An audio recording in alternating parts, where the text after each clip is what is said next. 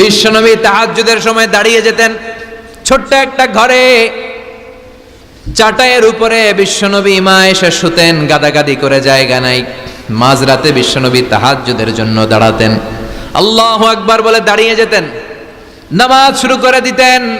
বিশাল বড় সূরা পড়তেন, কিরাত পড়তেন, রুকু করতেন, কিন্তু সিজদার জায়গায় সিজদা দেওয়ার জায়গা নাই। সিজদার জায়গায় মা এসা পা বিছিয়ে শুয়ে আছে।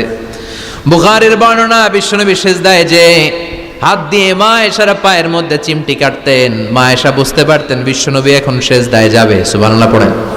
মা এসা বুঝতে পেরে পা দুইটা সরিয়ে নিতেন, বিশ্বনবী সিজদা দিতেন। সিজদা দিয়ে বিশ্বনবী যখন আবার দাঁড়িয়ে যেতেন, মা আয়েশা পা বিছিয়ে আবার শুয়ে পড়তেন।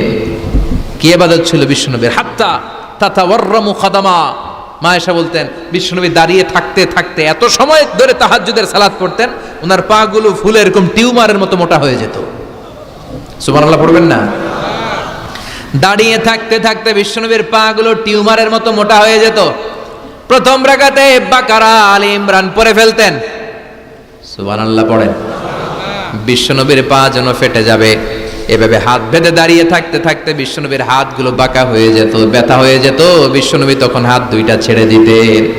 আবার যখন এনার্জি ফিরে পেতেন, যখন বিশ্বনবীর ভাল লাগতো, আবার হাত বাঁধতেন। পড়েন সুবহানাল্লাহ। তার মানে হাত ছেড়ে দিও নামাজ পড়া যায়, হাত ছেড়ে দিও। মালিকি মাযহাবের কিছু স্কলাররা ওনারা মত নিয়েছে, ওনাদের অনুসারীরা এরসাল করে। আমাদের দেশে কেউ বাদে এইভাবে, কেউ এইভাবে, কেউ এইভাবে। মালিকিরা বাদেই না, কেউ বাদবই না, কি করবি কর, আছে না নাই? আপনি যদি হজ করতে যান মক্কা মদিনায়, এই আমলগুলো দেখতে পারবেন। এটা সুন্নাত একটা আমল। হাত ছেড়ে দিলেও যেখানে সালাত হয়ে যায় ওই জায়গায় কই বাঁধবে, এই নিয়ে কিলাকিলি আছে না নাই? উপরে না নিচে, আমিন জোরে না আসতে, আছে না নাই? বিশ্বনবী লম্বা সময় দাঁড়িয়ে তাহাজ্জুদ পড়তেন। তাহাজ্জুদ পড়লে আপনার মর্যাদা বাড়ায় দিবে কে? সাইয়েদনা জিবরাইল বললেন, ইন্না শারাফাল মুমিন ফি কিয়ামিল লাইল। বিশ্বনবী বললেন, জিবরাইল এসে আমাকে বলে গিয়েছে মুমিনের মর্যাদা তাহাজ্জুদের নামাজের ভেতর। সুবহানাল্লাহ পড়েন। তাহাজ্জুদের নামাজ পড়লে মর্যাদা বাড়ায় দেয় কে? 2 নাম্বার কুরবাতুন ইলাল্লাহ। তাহাজ্জুদের নামাজ পড়লে আল্লাহর সাথে নৈকট্য বাড়িয়ে দেয় কে? আল্লাহর সাথে কানেক্টিভিটি আপনার বেড়ে যাবে। আমাদের দুনিয়াতে সব জায়গায় কানেক্টিভিটি আছে। এমপির সাথে হাত আছে, চেয়ারম্যানের সাথে হাত আছে, ওই এসআই এর সাথে হাত আছে, পুলিশের আইজির সাথে হাত আছে, কিন্তু আল্লাহর সাথে হাতটা নাই।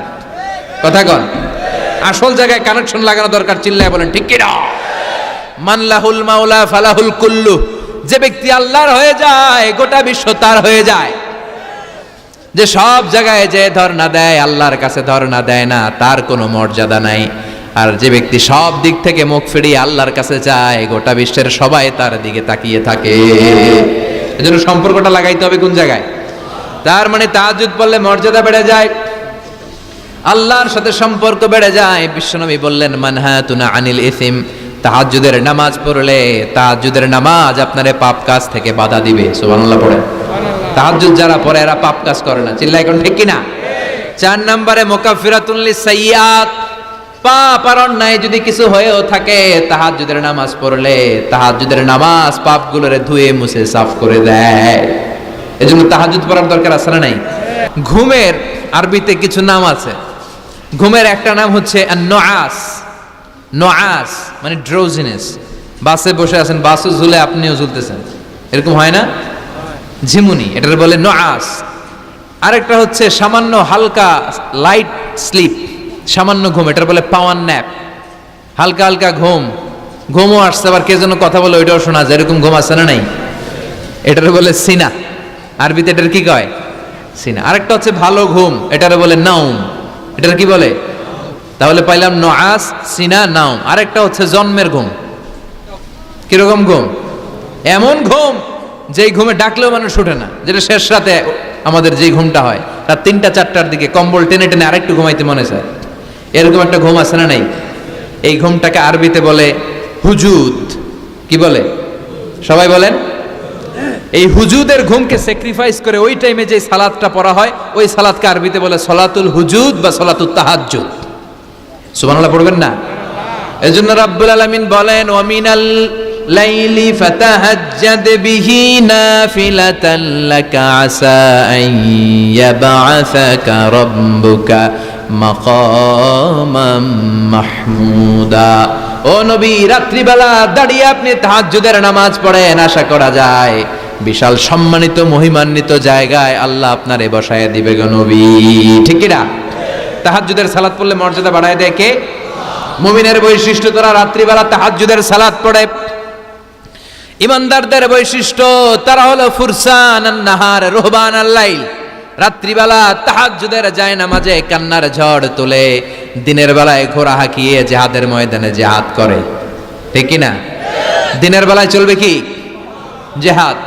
এজন্য বিশ্বনবীর প্রথম প্রশিক্ষণ নিতে বললেন আল্লাহ, কুমিল লাইলা ইল্লা কালিলা। ও নবী, বিশাল মিশন নিয়ে দুনিয়ার বুকে আপনি এসেছেন গো নবী। প্রথম প্রশিক্ষণ যেটা নিবেন, রাত্রিবেলায় দাঁড়িয়ে দাঁড়িয়ে তাহাজ্জুদের প্রশিক্ষণ। বিশ্বনবীর আদেশ করলেন কে? কিসের আদেশ?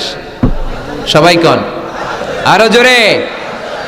ওই মুহূর্তটা তাহাজ্জুদের সময়টা এমন সময়, ইয়ানজিলু রাব্বুনা ইলা সামাইদ দুনিয়া, রব্বুল আলামিন আরশের উপর থেকে দুনিয়ার আকাশে নেমে আসে। নেমে আসে মানে বিশেষ একটা মনোযোগ দেয়, আর দুনিয়াবাসীরা ডেকে ডেকে বলে, গোলাম আলা মিন মুস্তাগফিরিনা গফির আলা, কার ক্ষমা লাগবে ক্ষমা চাও, সব গুনাহ আমি ক্ষমা করে দেব।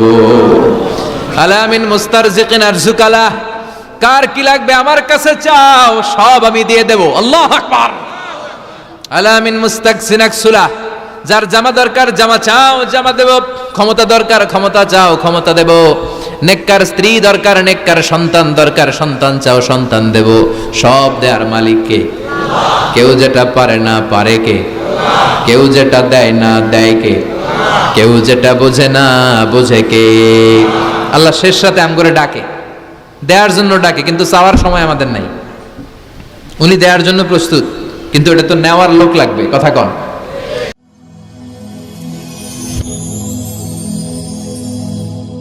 Rose TV 24. Enjoy by listening to the Holy Quran.